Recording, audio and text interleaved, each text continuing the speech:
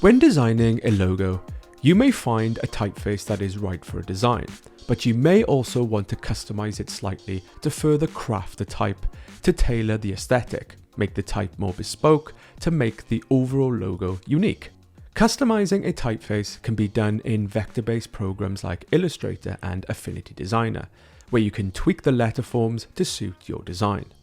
Over the past few videos, I have demonstrated the techniques I use to research and choose a typeface for my logo design.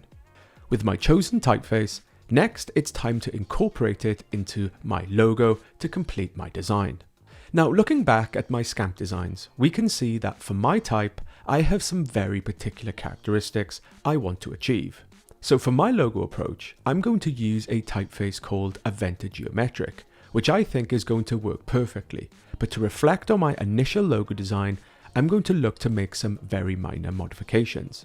In this video, I'm going to demonstrate how we can work with type and make some simple modifications to a pre-designed typeface to perfectly match my intended design to complete my logo.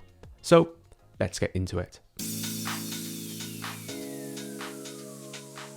So here I am with my design process checklist. Once I have researched my typefaces, decided on one I want to use, and I have checked each task, I can now move on to the last task in step 2 in phase 3. The last task in the typography step is customize the typeface. So here I am in Illustrator, and this is what I'm going to demonstrate here. On the top is my chosen typeface without any modifications, which I can click into and edit. And below it is the same typeface but converted into vector artwork with some minor modifications to match my intended design. If you want to take a closer look at this example, you can access it in the course folder. The course folder comes with my complete logo design solution I will be demonstrating on this course, including all my design example files and documents at each step to aid your learning experience. The folder also comes with design resources, such as a logo design process checklist, process documents and templates, a project folder structure, color sample charts, and a logo proposal document example, all of which you can not only learn from, but use in your own design process. To get the full learning experience and use the resources to help develop your own logo project, I recommend you get the course folder. Download link with instructions is in the description. So with the course folder open, click into the design process example folder, click into the design folder, into the artwork and design folder, into route 1, into the workings folder, and click on the Illustrator doc labeled Euphoria wordmark workings, and you will have the same document I have open here. With my finished wordmark treatment, I'll then be able to add this to complete my logo design. So let's see how I did this. So with Illustrator open, I'll come up to File, hit New, and set my document size to 1920 by 1080. And on this occasion, I'll set the artboard to 2. I'll set the color mode to RGB and click OK. So here I'm going to start on artboard 1, and I'm going to begin by placing some type on the canvas. So I'll press T to activate the type tool. I'll come up to my control panel here, and if you cannot see this, come up to Window and hit Control. And in the control panel, I'll set my type to Align Center, and I'll just click into the canvas. So I'll type the name of the logo for the music festival, Euphoria, and this now looks really small. So I'll double click into the type to select it. I'll come up to the control panel and click into the type size and set this to 200 points. Next, I'm going to come up to the typeface and change this to Aventa. So my chosen typeface for my logo design is called Aventa Geometric. This is the typeface I selected from a large list of researched fonts, which I feel is going to be perfect for my logo design. Aventa Geometric is an awesome sans serif typeface. Aventa has a distinctive voice, retaining the simplicity and elegance of classic geometric typefaces with a fresh, stylish rework. The best feature of this typeface is that it is part of a huge type family, including 9 weights from light through to black, each in italics. Each typeface contains just under 400 glyphs with a full Western, Central and Eastern European language support, so the scope of dynamics here is huge. When I'm in search of a typeface for my logo design, I always try to look for a serious typeface that I feel confident is complete and to a high standard. The best typefaces are always the ones you invest in. I would highly recommend you go check out Aventa Geometric. Not only is it a really awesome typeface, but it's really good value as well. If you're interested in this typeface, you can check the link in the description or in the course PDF that accompanies this video.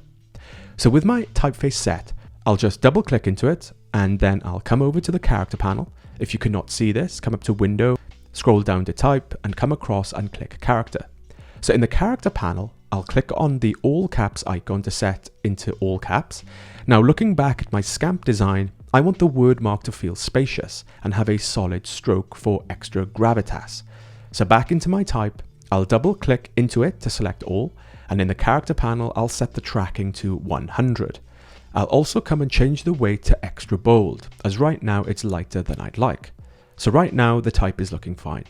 Now looking back at my scamp design, for the word mark, I want to remove some of the stroke lines to create something a little more bespoke and unique.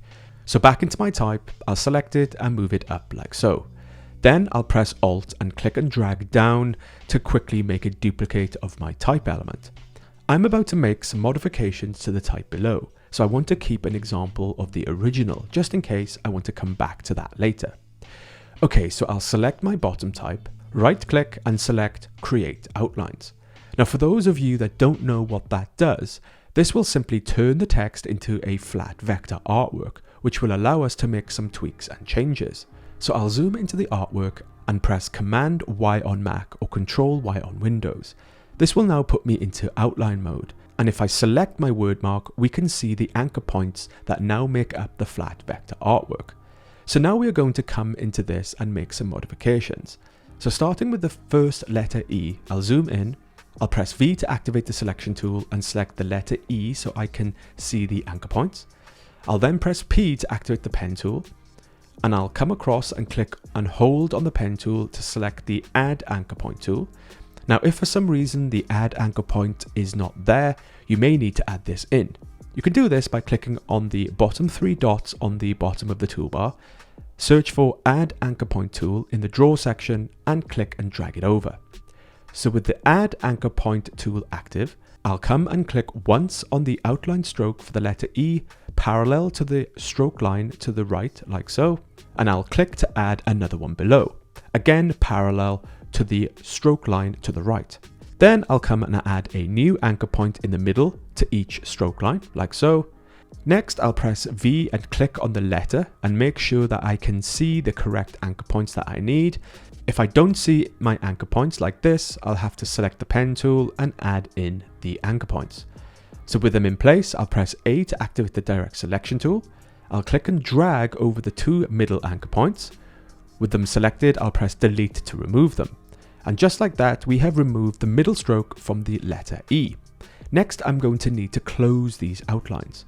So next I'll press A to activate the direct selection tool. I'll click and drag over the 2 anchor points on the left side of the letter E. With them both selected, I'll press Command J on Mac or Control J on Windows, and that will connect the 2 anchor points together, completing the section of the letter form. Easy.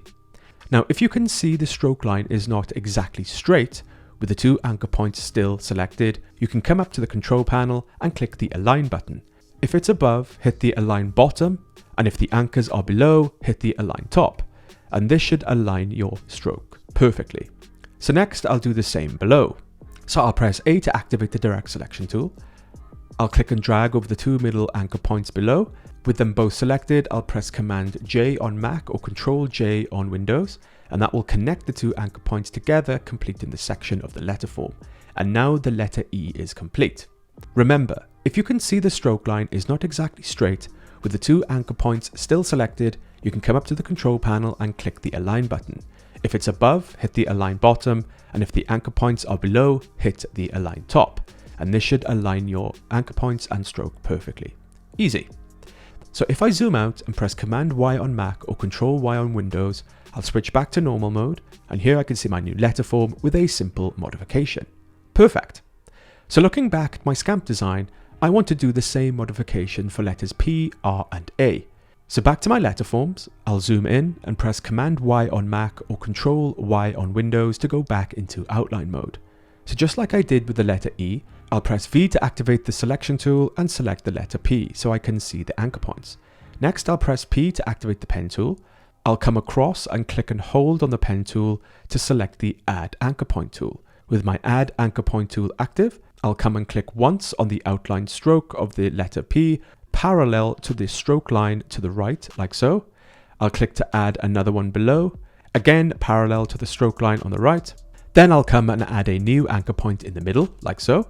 Next, I'll press V and this time click on the inside stroke so I can see the anchor points. I'll press P to activate the pen tool, and I'll come across and click and hold on the pen tool to select the Add Anchor Point tool, and I'll come and click once in the middle, like so. I'll press V and click on the letter and make sure that I can see the correct anchor points that I need. If I don't see my anchor points like this, I'll have to select the pen tool and add in the anchor points. So with them in place, I'll press A to activate the Direct Selection tool. I'll click and drag over the two middle anchor points. With them selected, I'll press Delete to remove them, and just like that, we have removed the middle stroke from the letter P. Now to close these outlines, I'll press A to activate the Direct Selection tool. I'll click and drag over the two anchor points. With them both selected, I'll press Command J on Mac or Control J on Windows, and that will connect the two anchor points together, completing the section of the letter form. I'll do the same for below. I'll press A to activate the Direct Selection tool. I'll click and drag over the two anchor points. With them selected, I'll press Command J on Mac or Control J on Windows, and that will connect the two anchor points together, completing the section of the letter form, and now the letter P is complete. I'll zoom out and press Command Y on Mac or Control Y on Windows, and I'll switch back to normal mode, and here we can see the new letter form with a simple modification. Perfect. Okay, so let's do the last two real quick. So I'll zoom in to the letter form R. I'll press Command Y on Mac or Control Y on Windows to go back into outline mode. I'll press V to select the letter form so I can see the anchor points. I'll press P to activate the pen tool. I'll come across and click and hold on the pen tool to select the Add Anchor Point tool. I'll come and click once on the outline stroke of the letter R to add a new anchor point, like so. I'll then come and add a new anchor point below, and then I'll add one in the middle. I'll press V to activate the selection tool and click on the inside shape. Then press P to activate the pen tool. I'll come across and click and hold on the pen tool to select the Add Anchor Point tool and add another anchor in the middle. I'll press V and click on the letter to make sure I can see the correct anchor points that I need. If I cannot see the anchor points, I'll have to select the pen tool and add in the anchor points. So with them in place, I'll press A to activate the Direct Selection tool. I'll click and drag over the two middle anchor points. With them selected, I'll press Delete to remove. Now to close these outlines, I'll press A to activate the Direct Selection tool. I'll click and drag over the two anchor points. With them both selected, I'll press Command J on Mac or Control J on Windows, and I'll do the same for below. I'll press A to activate the Direct Selection tool. I'll click and drag over the two middle anchor points. With them both selected, I'll press Command J on Mac or Control J on Windows, and that will connect the two anchor points together, completing the section of the letter form. And now the letter R is complete. If I zoom out and press Command Y on Mac or Control Y on Windows, I'll switch back to normal mode, and here I can see my new letter forms with a simple modification. Okay, so last letter, I'll zoom into the letter form A and press Command Y on Mac or Control Y on Windows to go back into outline mode. I'll press V to select the letter form so I can see the anchor points. I'll press P to activate the pen tool. I'll come across and click and hold on the pen tool to select the Add Anchor Point tool. This time I'll come down and in the middle, like so, I'll press V to activate the selection tool, and I'll click on the letter form. I'll press P to activate the pen tool. With my Add Anchor Point tool active, I'll come down and click in the middle. I'll press V to click on the letter and make sure that I can see the correct anchor points that I need. I'll press A to activate the Direct Selection tool. I'll click and drag over the two middle anchor points. With them selected, I'll press Delete to remove them. And just like that, we have removed the middle stroke from the letter A. Now to close the stroke lines, I'll press A to activate the Direct Selection tool. I'll click and drag over the left two anchor points. With them selected, I'll press Command J on Mac or Control J on Windows. I'll do the same for the right side. I'll press A to activate the Direct Selection tool. I'll click and drag over the two middle anchor points below. With them both selected, I'll press Command J on Mac or Control J on Windows, and that will connect the two anchor points together, completing the section of the letter form, and now the letter A is complete. So if I zoom out and press Command Y on Mac or Control Y on Windows, I'll switch back to normal mode, and here I can see my new word mark with simple modifications applied. Perfect. So I'll just jump back into my Scamp designs. I'll copy the word mark sketch design and paste it into my word mark doc and onto the second artboard. I'll copy across of a copy of my new word mark and paste it under, like so.